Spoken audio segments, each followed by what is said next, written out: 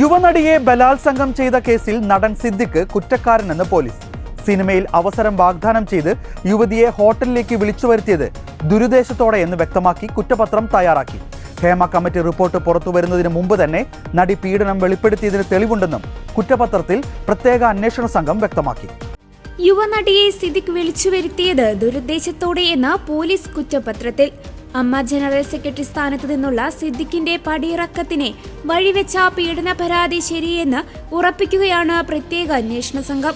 സിനിമയിൽ അഭിനയിപ്പിക്കാമെന്ന് യുവനടിയെ പറഞ്ഞ് വിശ്വസിപ്പിച്ച് ഹോട്ടൽ മുറിയിലേക്ക് വിളിച്ചു വരുത്തി പീഡിപ്പിച്ചെന്ന് തെളിവ് നിരത്തി കുറ്റപത്രത്തിൽ സ്ഥിരീകരിക്കുന്നു.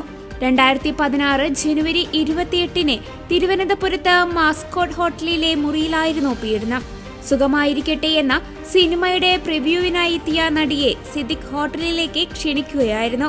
പ്രിവ്യൂ കാണാൻ നടിയെയും കുടുംബത്തെയും സിദ്ദിഖ് ക്ഷണിച്ചതിനും യുവനടി മാസ്കോട്ട് ഹോട്ടലിൽ എത്തിയതിനും സിദ്ദിഖ് അന്ന് അവിടെ താമസിച്ചതിനും സാക്ഷിമൊഴികളും ഡിജിറ്റൽ തെളിവുകളുമുണ്ടെന്നും കുറ്റപത്രത്തിൽ വിശദീകരിക്കുന്നുണ്ട്.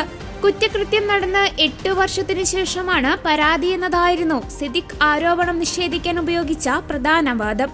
അതിനിടെ യുവതി സമാനാരോപണം ഉന്നയിച്ച ഫേസ്ബുക്ക് പോസ്റ്റുകളിലൊന്നും തന്റെ പേരിലെന്നും വാദിക്കുന്നു. അതിനുള്ള മറുപടിയും കുറ്റപത്രത്തിലുണ്ട്. ബലാത്സംഗത്തിന് ശേഷം യുവതി എറണാകുളത്ത് ഡോക്ടറുടെ അടുത്ത് ചികിത്സ തേടിയിരുന്നു.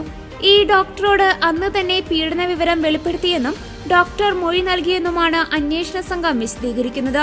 ഹേമ കമ്മിറ്റി റിപ്പോർട്ടിന്റെ അടിസ്ഥാനത്തിലെടുത്ത കേസുകളിൽ ഏറ്റവും ശക്തമായ തെളിവുള്ള കേസെന്ന വിശ്വാസത്തോടെയാണ് പ്രത്യേക സംഘം അന്വേഷണം പൂർത്തിയാക്കിയത്. ക്രൈംബ്രാഞ്ച് മേധാവിയുടെ അനുമതി ലഭിച്ചാലുടൻ കോടതിയിൽ സമർപ്പിക്കും.